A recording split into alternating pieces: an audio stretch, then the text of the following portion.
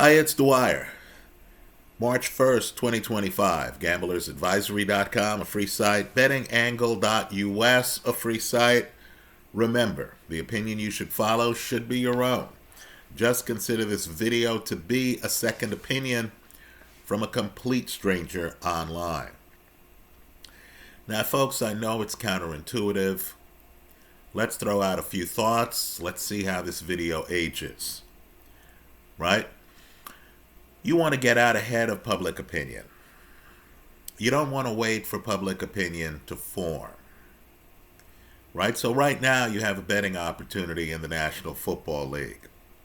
The Steelers, who just made the playoffs, are going off at long odds because they don't have a quarterback. Right? Just understand, they do. Russell Wilson wants to play for them. They could. Aaron Rodgers, think about this, threw as many touchdowns last year as Josh Allen did. The difference is that Allen was on the Bills and won the MVP. If you're a Jet fan, you know throwing 28 touchdowns on the Jets in a year where your head coach gets fired, after the first month? And the team's in disarray, is quite the accomplishment. Right? You understand, if I go into a casino, I'm in the sports book, and I say, hey, Steelers are the play, I'm going to get laughed at. If Aaron Rodgers signs with the Steelers, and I don't care what the personalities are, the Steelers have a strong head coach, Mike Tomlin. They have a culture. It's a defensive team. Right? An offensive guy is not going to show up and suddenly upset that locker room.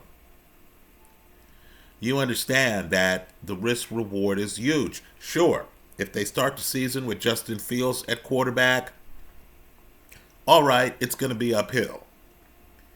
But if they start the season with Aaron Rodgers at quarterback, folks, you're not going to get anything close to 60-odd to 1. You're not going to get anything close to 30 to 1. On the Steelers to win it all. Well, let's talk boxing. What I'm going to say is going to sound crazy. Right? The best back foot group of fighters in any weight class right now is, and I'll give everyone a second to think about it. Folks, in my opinion, it's not close. It's at 140 pounds. Right, folks? 140 pounds is Ballerville for back foot technicians. Right? Other divisions, I've mentioned this in the past. 175, that's rough and tumble, that's in the pocket. Right? Bevo is an aberration. Most of the fighters are like Anthony Yard, Arthur Beterbiev, right? Callum Smith, Joshua Buatsi, David Benavides, right? You understand, the pocket's ground zero. They're going to come find you. Right? This is like the Uber driver where you punch in the app, then you walk out your door and somehow the guy's there already. They're going to come find you. It's different at 140. So let's be crazy here. You're Teofimo Lopez. You want to enhance your box office. You want to be in fights where people are actually going to come find you because you understand. You may have lost that Sander Martin fight. You may have lost that Jermaine Ortiz fight. The Josh Taylor fight, you could have lost that fight, right? I thought he would win, and he did.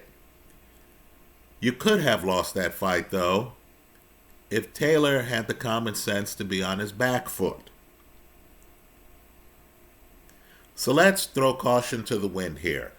Longtime viewers here know, I feel, that Shakur Stevenson should leave 135 to his good friend Keyshawn Davis. He should jump up to 140 and be part of that carnival. Right? Why? Because Shakur Stevenson is one of the best defensive fighters in the sport, and it doesn't translate at 135. Right? Shakur Stevenson does not have the market power of Gervonta Davis. Davis has no real motivation to fight him. Davis could fight other guys, right, including Keyshawn Davis.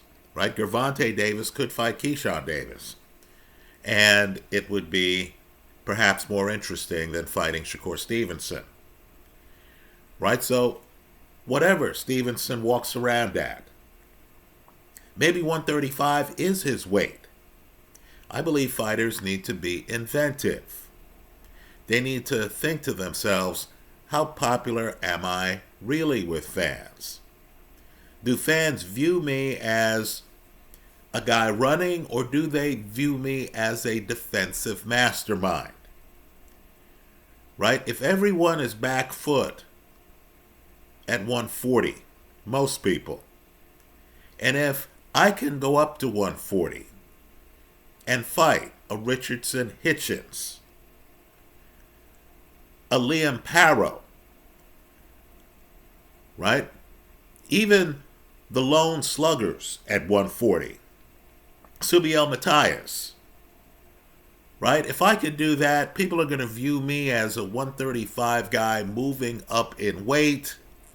I'm going to have a bunch of paydays. I could unify this division. Well, let's talk about, at 140, Teofimo Lopez. Folks, I know this is counterintuitive, but Teofimo right now should jump to 147. Right now. Because he doesn't do that well against back foot guys. Right? He doesn't do that well against super technical types who have a skill set where they'll concede the pocket to you. They'll dare you to find them. They have ring coverage. They're not trying to outslug you in the pocket. In fact, they don't even have that many KOs. Their goal is to outscore you on the judges' cards. They sense that you need an opponent who's going to bring the fight to you. And that if they don't, if they force you to come look for them, your effectiveness drops off. Now that's where Teofimo Lopez finds himself right now, folks. Things are relatively empty at 147. Right? First off, Mario Barrios would come trying to find Teofimo Lopez. In my opinion, that's a fight Teofimo could win. Right? Jaron Ennis has looked uninspiring in recent fights. He hasn't looked dominant. Right? Teofimo, if he were to eventually fight Jaron Ennis, who, just because of size and age, I'm expecting to need to move up to 154. Right? Maybe the coast is clear now, since it seems that Virgil Ortiz is about to move up to 160. And since Sebastian Fundora hasn't fought in a year. Right? So just understand, 147 has opportunities. Stanionis, if he beats Ennis, is going to be crashing the pocket. If Teofimo thinks of fight styles, 147's a lot better for him. Well, let's talk about 140. Let's try to get ahead of the crowd here. I personally thought Richardson Hitchens was the betting side of the play against Teofimo Lopez. Teofimo is one of the best in the sport in the pocket. I don't think Hitchens would spend a lot of time in the pocket. You're talking about a highly technical 5'11 guy with an excellent jab. Folks, the fight doesn't start until you can find a way to do something with Hitchens' jab. I don't think Teofimo would be able to. So we're hearing that Hitchens asked for $2.5 million. And Teofimo, Riyadh season, they turned Hitchens down. Right, now let me make a couple of points here. While I believe Hitchens in New York City is certainly worth $2.5 million, right? Hitchens, of course, unbeaten, right? I will say, if I were Hitchens, I would have taken less money, because Teofimo is one of the most known guys at 140. Right? He's known. Hitchens is unknown. And Teofimo is someone Hitchens could have beaten. In other words, this is the best of both worlds. Let's say I don't take $2.5 million. Let's say I take $1 million. First off, $1 million is a substantial payday. But more importantly, I'm fighting a known fighter. If I beat him and they actually award me the decision, right, which didn't happen in the Sandor Martin fight or the Jermaine Ortiz fight, right? The judges didn't award the opponent the decision. Understand, when you see a fighter like Teofimo, and there are these photo finishes, right, folks, the judges will eventually revolt against you. Right? I know this sounds crazy. It is what it is.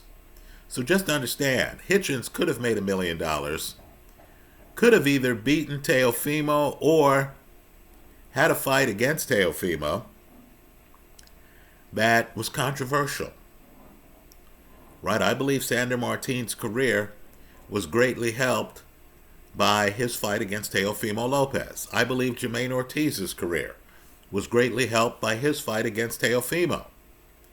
So understand what happened. Hitchens lost his opportunity to fight Teofimo Lopez. Okay, you live, you learn. Rather than use that opportunity to say, you know what, I'm going to have that dessert, let me go up to 147. I have cover on Hitchens because I was willing to fight him and Hitchens priced himself out of the fight. Right? If pundits come around later, and keep in mind, Hitchens, because of his height, might ultimately move up down the road. Right? Eventually your body wants that dessert as you get older. Right? Maybe Teofimo and Hitchens will cross paths again. But Teofimo had cover on Hitchens, was at a crossroads in his career. If he goes up to 147, right, folks, there are guys he could fight. There are guys he could beat. Right? Let me just say, too, life's unfair. Welterweight is a division with a rich history. Right? The Sugars, Ray Robinson, Ray Leonard, made a big name for themselves at welter.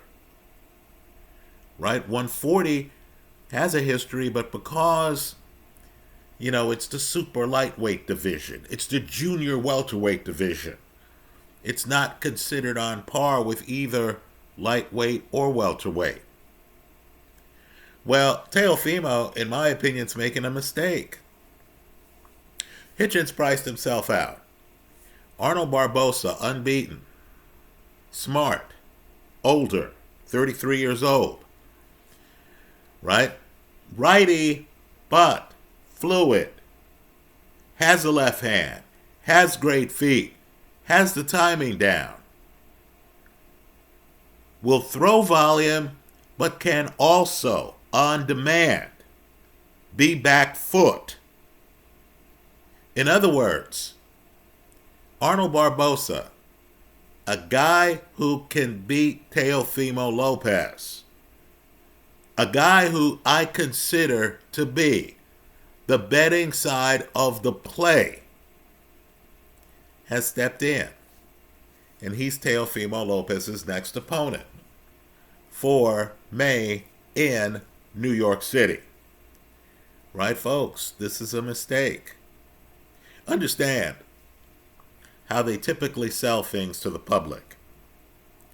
You'll hear that a fighter, let's say a Teofimo, had he done this the right way, in my opinion,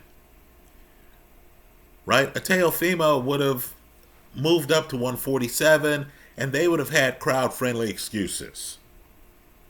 The excuse would have been, you know what, I was at 140 for a while. Now I'm gaining weight, and I'm just going with my body up to 147. Right? The public would have bought that, rather than the truth, which is Jack Catterall might beat me. Devin Haney might beat me. Richardson Hitchens might beat me. Right? The water is deep and dangerous and too back foot heavy at 140. The guys are too technical. Liam Parrow might beat me. Right? People aren't going to say, I'm leaving this division. Why? Because the styles don't match up for me. They would rather look macho at a press conference. And, let's face it, the public assumes bigger is better, don't they? You know, you hear Teofimo's moving up to 147, you would think, oh, Teofimo's moving up to fight bigger competition. You're not thinking Teofimo, if the people around him have his ear and want to be blunt with him, right? Teofimo should know. That Sandor Martin fight, close call. Right? When Teofimo's alone, he should ask himself, did I really win that fight? The Jermaine Ortiz fight, think about this.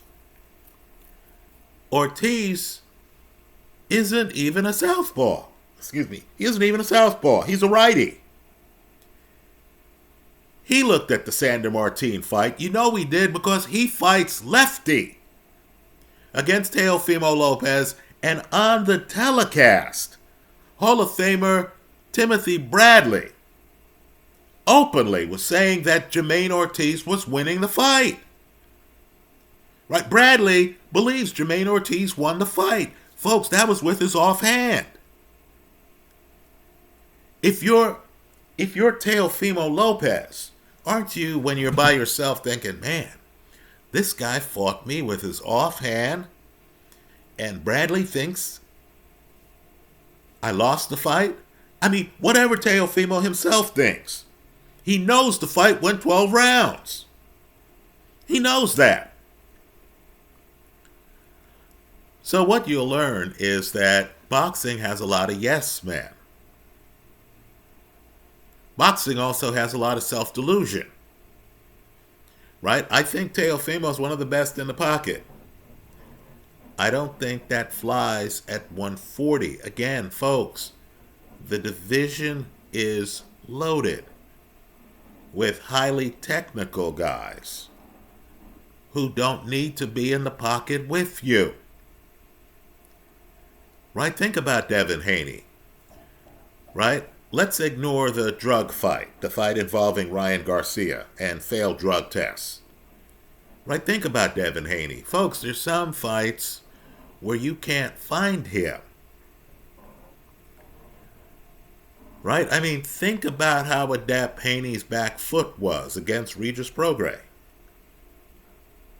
Against Jorge Linares. Understand, I just named two guys who are vets. Right? Two guys who've been champion. They were in the ring. They couldn't find Devin Haney. Right, folks? That's par for the course at 140 pounds. This is the opposite of 175. Right? 175, let's face it, none of us are going to be shocked. Watching a fight at 175, I already know how the Callum Smith-Anthony Yard fight would go. Right? You're going to be watching it. How long would it take them to get into the pocket? You'll be looking at your watch. It will not be the end of the first round. Those guys are going to be jostling each other in the pocket. You just saw a fight. Buatsi, Callum Smith. Where were they in the first round? They were both in the pocket. Folks, at 140, right? You're looking at some of these fights, and you have to think to yourself, are these guys going to get in the pocket? And that's several rounds in. So, as soon as the odds are posted, folks, I haven't even seen the odds. Have not seen the odds. As soon as the odds are posted, as you could imagine, I'll be laying down some money on Barbosa. Right? As soon as the odds are posted. Right? I might try to get cute too and put down money on the over. Why? Because just like Sandor Martin went the distance, just like Jermaine Ortiz went the distance, I fully expect unbeaten Arnold Barboza to go the distance against Teofimo Lopez. So this way, if I have Barboza, I have the underdog, I'm getting leverage. If the fight goes over, if Teofimo wins, great, I'm hedged. Right? That's going to be my thought process. What I don't expect is Teofimo Lopez against a fighter who's unbeaten to come across the ring and be able to find Barbosa and to be able to stop Barbosa. That's just not who Teofimo is against guys with lateral movement, with legs, with timing, who are technical types, who know not to get in the pocket with Teofimo, who have made a decision to hover, to force Teofimo to have to take a step before throwing a punch against them, to pepper Teofimo with a jab. What I want people to do right now is to look at the CompuBox numbers for Barbosa against Jack Catterall. Right? You're going to notice Barbosa had a structural edge in terms of throwing punches round after round against Jack Catterall. Folks, I consider Catterall to be a more advanced fighter than Teofimo Lopez. Right? Teofimo, great in the pocket. Catterall, of course, southpaw. Catterall, of course, has a back foot, master counterpuncher, has great skill in countering you with straight lefts. Right? As I said, 140 is complicated. The guys at 140 are extremely talented. We have to start looking at divisions, and you have to start thinking to yourself, what personality does this division have? Right now in the heavyweight division, let's face it, it's a puncher's era. Right? Guys like Joe Parker, who just dropped Martin Bacoli, who dropped Jared Anderson, Dubois, who dropped AJ. Right? You're looking at most of these fights, even the highly technical types at heavyweight. That first Usyk Fury fight, Usyk, of course, is able to get a standing 8 count on Fury. Right? You understand that heavy punches are being landed. I haven't even mentioned Deontay Wilder, Zhilei Zhang. Hell, even one of the heavyweight division's better movers, Caballero, in his last fight decides to go front foot from the second round on. Right? You understand, at heavyweight, the Frank Sanchez of the world are few and far between. Right? The guys in that division are trying to find you. Not at 140. Right? Understand. At 140, You take a step forward, the guy in front of you is going to pivot. You don't have a hand up, you're going to get hit with the counter. Your opponent might have volume, but he's going to be moving around the ring. You're going to think to yourself, damn, this guy has good legs. Whether the guy is Paro, Hitchens, Catterall, Haney, right? That's the division. Folks, in that division, and it's changed over the last 2 years, Teofimo Lopez's pocket-centric takeover style doesn't fully translate. So, the replacement, unbeaten Arnold Barboza, I'm expecting to give Teofimo Lopez all kinds of problems. Right? I think in this sport, people are aware of your photo finishes, your near crashes. Right? People understand that different sets of judges might have scored that Sander Martin fight for Sander Martin.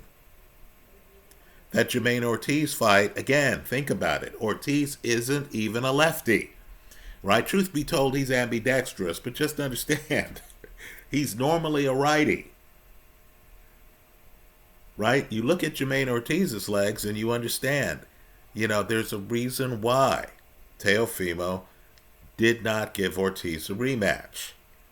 You understand there's a gap in the foot speed between the fighters, and a guy like Ortiz can be on his back foot. Right? Sander Martin not given a rematch against Teofimo Lopez. You understand why. Sander Martin has the timing. He has the back foot. Right? So, Barbosa to me is the betting side of the play. We'll talk about this more when odds are actually posted. We'll look at the props as well. We'll think about what could have been if Teofimo goes on to lose this fight. Right? Let me also say, too, that, you hear about a fighter like Teofimo wants to change his image and stuff like that. Fans need to realize that these fighters sometimes aren't fully aware of their weaknesses, right? Might not have someone in their crowd who's going to say, hey, player, you're not ready for this opponent. Hey, player, this opponent might not be as well known as you. But wow, on film, it looks like his style would give yours a lot of problems. Here on March the 1st, I'm just saying, folks, Arnold Barboza is going to be a tough out for Teofimo Lopez. He's going to have problems with this opponent. By the way, if you pick Barboza by decision over Jack Catterall, believe it or not, the casino paid you out at 3.5 to 1. Right? Sometimes it takes the betting world a little bit of time before they fully adjust to who a fighter really is. Pay close attention to that Teofimo Arnold Barboza fight that's coming up. Right? You're going to hear a lot about Teofimo fighting at home and all this other stuff. Right? Just be aware of the fact that Barboza has the legs, has the know-how to be back foot. Right? If he comes out and he throws the volume he threw in the Catterall fight and is able to avoid being hit, right? That first round, you want to look at the number of punches landed, right? Does Teofimo have a punch that he could land with regularity? Is Teofimo landing the jab he likes to throw to set the table? If the answer is no, right, just understand Teofimo will be in quite a bit of trouble. You should be able to tell that early in that fight. That's how I see it. Let me hear from you. I hope you leave your comments in the comment section of this YouTube video. Thanks for stopping by.